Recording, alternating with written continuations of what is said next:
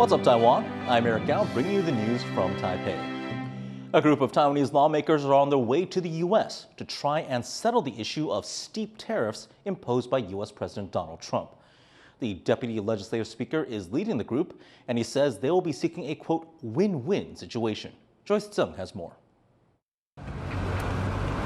Taiwanese lawmakers head for Washington, D.C., as the country's ties with its largest international backer hang in the balance.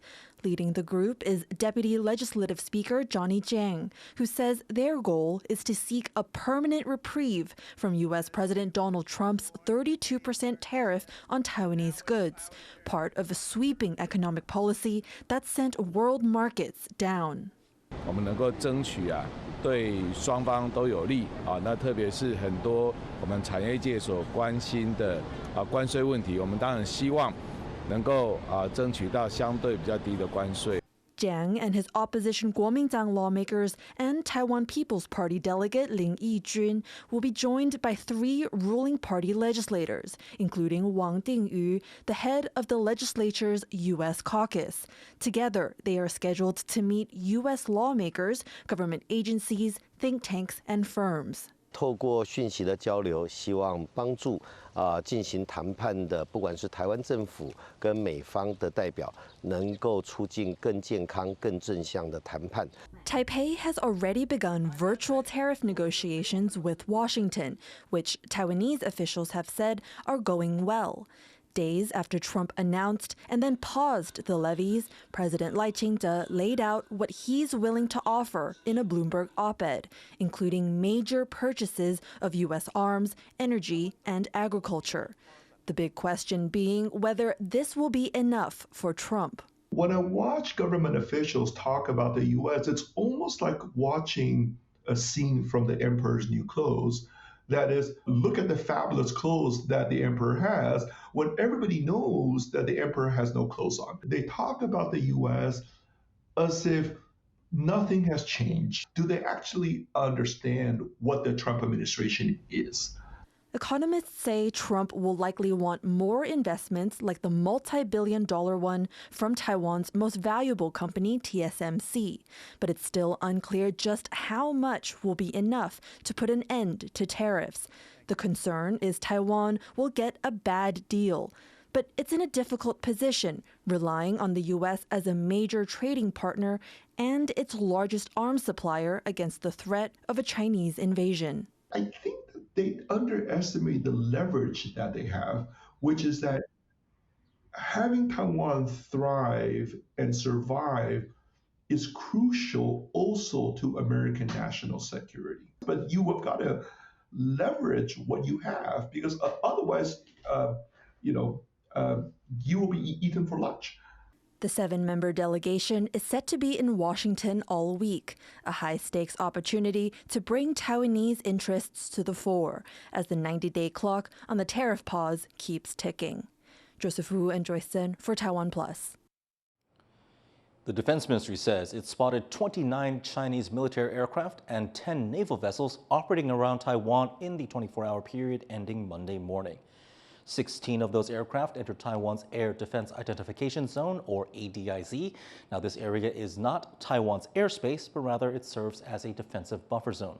The military also spotted 4 official ships in that same period while monitoring a joint naval patrol near Taiwan. They also say a Chinese satellite launch on Sunday passed over central Taiwan, but it posed no threat.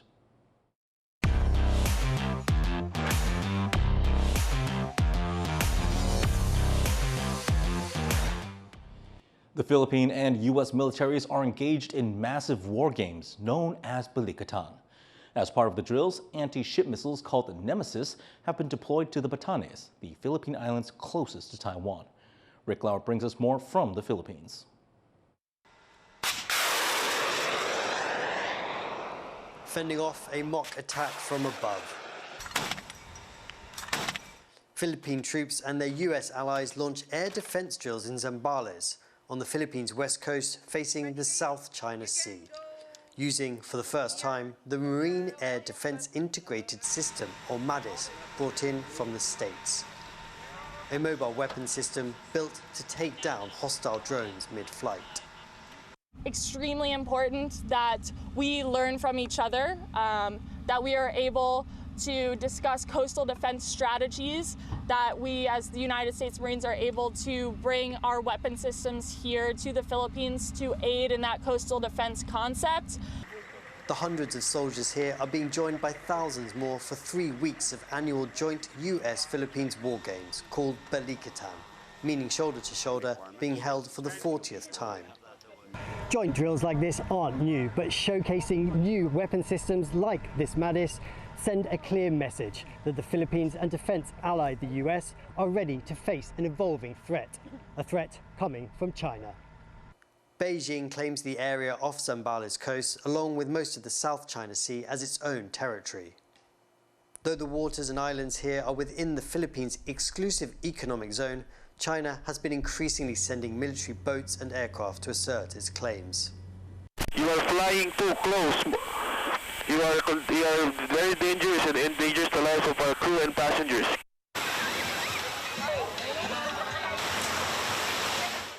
China's presence near here is rattling the fishing villages that dot the coast. Boat owners don't dare go out as far as the contested reefs for their daily catch anymore. Many instead charge tourists for trips around nearby bays to make ends meet. Para nawawala na rin po kami ng karapatan. Parang ang karapatan namin ng mga tao na Pilipino na po, kinuha na po ng mga banyaga. Philippine President Ferdinand Marcos Jr. has been pushing back against Chinese aggression, calling out Beijing's actions, bolstering defense, and chasing greater military cooperation with the US and other regional allies. This year, both Australia and Japan are joining the Balikatan drills. The United States is the cornerstone. It's the country's only treaty ally. But bringing in all of these nations, they see it as a way to support, I guess, their legal legitimacy and international backing. China has made clear its objections to this show of international solidarity, and it's been throwing its weight around the region, recently sending another carrier close to the Philippine coast and claiming control of an additional reef in the South China Sea. For the people living along the Zambales coast, this rising territorial tension has come to shape their daily lives. Now, on their doorstep, the Balikatan live fire drills mean boats are restricted to shore and incomes are affected. But there's also a sense of reassurance as the nation's military and its biggest ally demonstrates their strength. Fu Hua Hong, David Santos and Rick Lowett in Zambales, the Philippines for TaiwanPlus. South Korea has responded to North Korea's confirmation that it is sending its troops to fight for Russia against Ukraine, calling it an admission of a crime. 북한군이 우크라이나 전쟁에 가담한 것은 유엔 헌장과 안보리 결의를 위반한 명백한 불법적 행위입니다. 이를 공식 인정했다는 것도 스스로 범죄 행위를 자인한 것입니다. 이에 우리 군은 국제사회와 함께 비인도적이고 불법적인 행위를 강력히 규탄합니다. North Korea acknowledged the deployments for the first time on Monday, saying it is sending troops to Russia under a strategic partnership between the two countries signed last year. North Korean state media praised the deployment as a demonstration of their strong military ties. Ukrainian officials say North Korea has deployed around 14,000 troops to the front line. U.S. President Donald Trump has issued a 2-week deadline for Russia and Ukraine to reach a ceasefire agreement, urging Russian President Vladimir Putin to stop attacks. I want him to stop shooting, sit down and sign a deal. And we have the confines of a deal, I believe. And I want him to sign it and be done with it and just go back to life. Russia has continued to attack Ukraine amid ceasefire negotiations, launching more than 100 drones on Sunday, killing at least 4 people. Trump issued the deadline after meeting with Ukrainian President Volodymyr Zelensky at Pope Francis' funeral. Trump says the meeting went well and that he believes Ukraine might cede control of Crimea, which Russia illegally annexed in 2014. In Canada, a man has been charged with multiple counts of murder for a car ramming attack that killed 11 people in Vancouver. Police say the suspect had known mental health issues. John Van Trieste reports. Vancouver police guard the scene of a festive event that turned into a nightmare. A large crowd had gathered Saturday to celebrate Filipino heritage in a province where Filipino Canadians are a sizable minority. But police say a 30-year-old local man ended it all by ramming an SUV into the crowd, killing at least 11 people, injuring more than 24, and sending a city into mourning. The suspect is charged with 8 counts of second-degree murder and could face more charges. Police say this was a solo rampage and that Filipinos were not deliberately targeted. I am able to say that the person we have in custody does have a significant history of interactions with police related to mental health. I can also say with confidence that we do not believe this was an act of terrorism, nor do we believe there are any ongoing threats to our community. But Vancouver Mayor Ken Sim has still called Saturday the darkest day in the city's history, and shock has spread far beyond the city limits. Canada is about to go to the polls after an election cycle that so far focused on Donald Trump's tariffs and his threats of U.S. annexation. Now party leaders face a last-minute crisis. Prime Minister and Liberal leader Mark Carney reassured a nation and a community shaken. And to them and to the many others who were injured, to the Filipino-Canadian community, and to everyone in the broader Lower Mainland, Vancouver, I would like to offer my deepest condolences and my wishes for strength and compassion in this tragic time. His conservative rival, Pierre Poilievre, had words of solidarity with the Filipino community, too.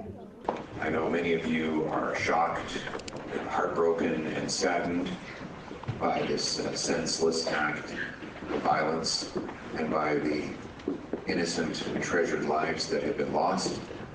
And Anna and I just wanted you all to know that our hearts are with you today.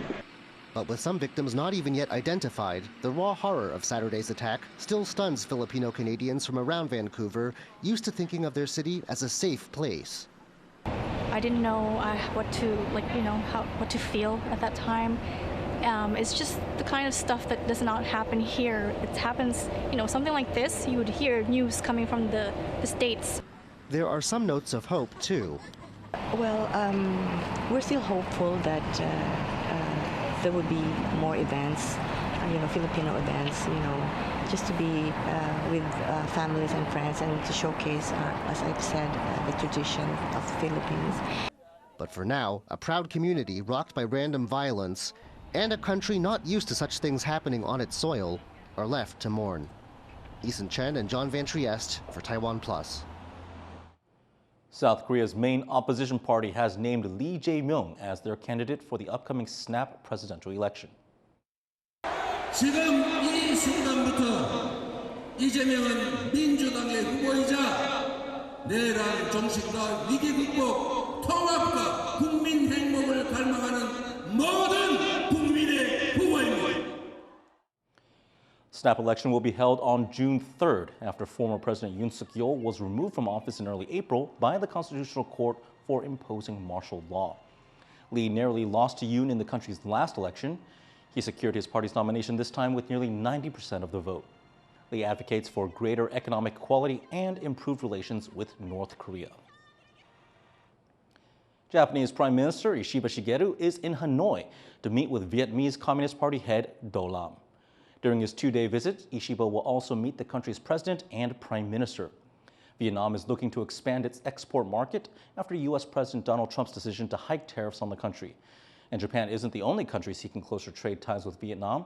Chinese President Xi Jinping visited Hanoi earlier this month. And thank you for watching What's Up Taiwan. Finally, we take you to Los Angeles for immersive experiences featuring classic film franchises like Back to the Future and Star Trek. I'm Eric Gao. Take care. We'll see you next time.